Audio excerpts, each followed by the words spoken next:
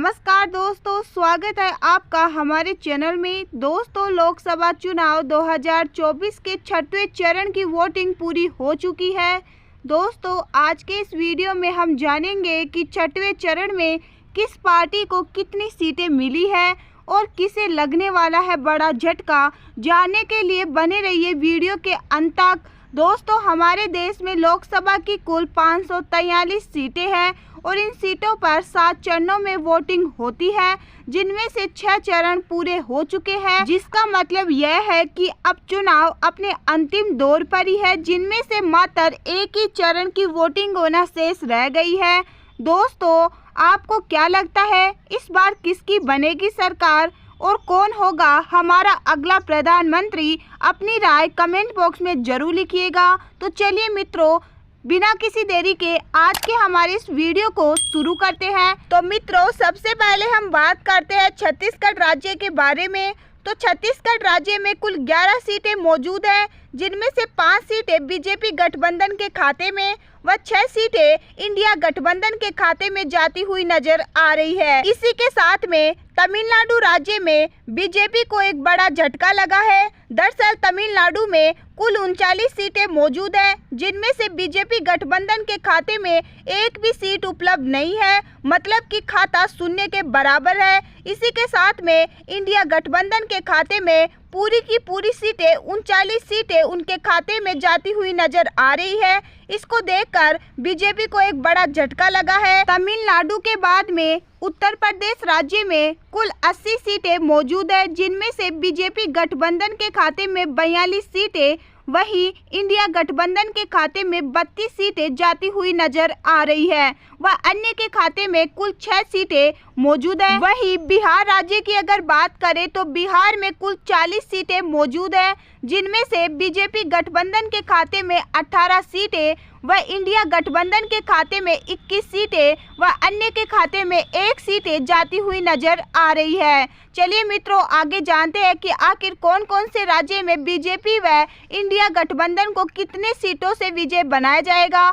आपको यह परिणाम 4 जून को पता लग जाएगा। चलिए इसके बाद में बात करते हैं हरियाणा राज्य के बारे में। तो हरियाणा में कुल 10 सीटें मौजूद है, जिनमें से बीजेपी गठबंधन के खाते में 4 सीटें व इंडिया गठबंधन के खाते में 6 सीटें जाती हुई नजर आ रही है। हरियाणा राज्य के बाद में महाराष्ट्र राज्य में कुल 48 सीटें मौजूद है, जिनमें से बीजेपी गठबंधन के खाते में 17 सीटें व इंडिया गठबंधन के खाते में 29 सीटें व अन्य के खाते में 2 सीटें जाती हुई नजर आ रही है। महाराष्ट्र राज्य के बाद में पंजाब राज्य में कुल 13 सीटें मौजूद है, जिनमें से बीजेपी गठबंधन के खाते में 1 सीटें, वहीं इंडिया गठबंधन के खाते में 10 सीटें व अन्य के खाते में 2 सीटें जाती हुई नजर आ रही है। पंजाब राज्य के बाद में मध्य प्रदेश में कुल 29 सीटें मौजूद है, जिनमें से बीजेपी गठबंधन के खाते में दोस्तों 15 सीटें, वहीं इंडिया गठबंधन के खाते में 14 सीटें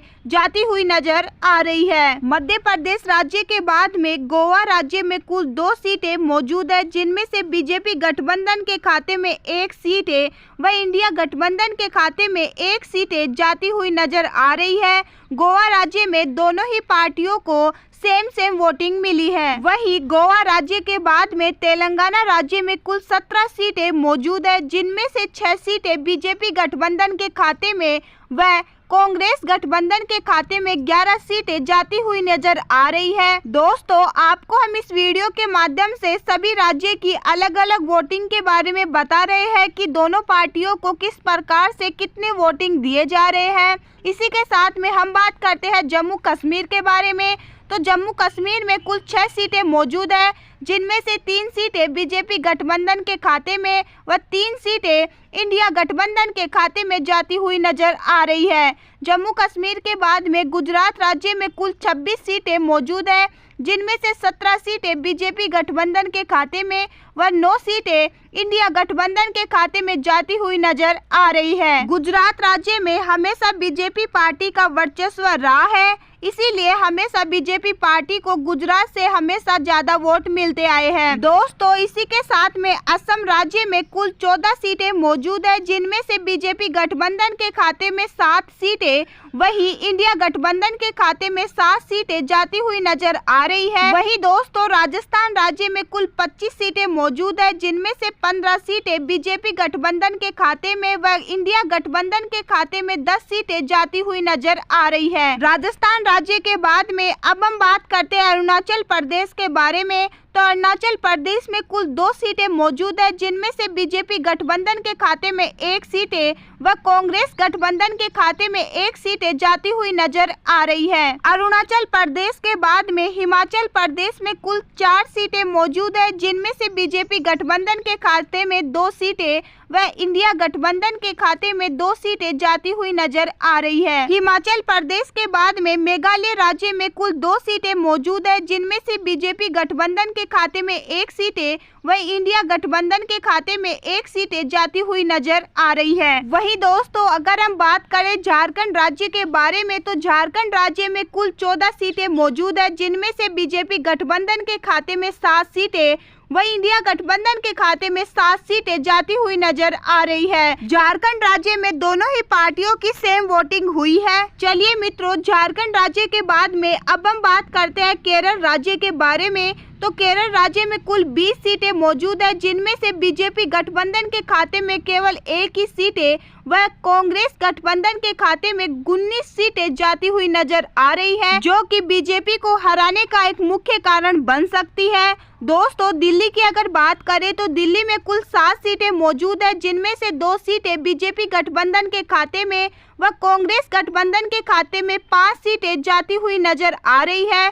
दिल्ली राज्य के बाद में अब हम बात करते हैं मणिपुर राज्य के बारे में। तो दोस्तों मणिपुर राज्य में कुल 2 सीटें मौजूद है, जिनमें से बीजेपी गठबंधन का खाता शून्य है, वही इंडिया गठबंधन के खाते में 2 सीटें जाती हुई नजर आ रही है। वही हम बात करें पश्चिम बंगाल के बारे में, तो पश्चिम बंगाल में कुल 42 सीटें मौजूद है, जिनमें से कांग्रेस गठबंधन के खाते में 33 सीटें वही बीजेपी गठबंधन के खाते में मात्र 9 सीटें जाती हुई नजर आ रही है। पश्चिम बंगाल राज्य के बाद में अब हम बात करते हैं उत्तराखंड के बारे में। तो दोस्तों उत्तराखंड में कुल 5 सीटें मौजूद है, जिनमें से बीजेपी गठबंधन के खाते में 3 सीटें वही इंडिया गठबंधन के खाते में 2 सीटें जाती हुई नजर आ रही है। उत्तराखंड राज्य के बाद में आंध्र प्रदेश में कुल 25 सीटें मौजूद है, जिनमें से बीजेपी गठबंधन के खाते में 5 सीटें वही इंडिया गठबंधन के खाते में 11 सीटें व अन्य के खाते में 9 सीटें जाती हुई नजर आ रही है। दोस्तों अगर हम बात करें कर्नाटका राज्य के बारे में,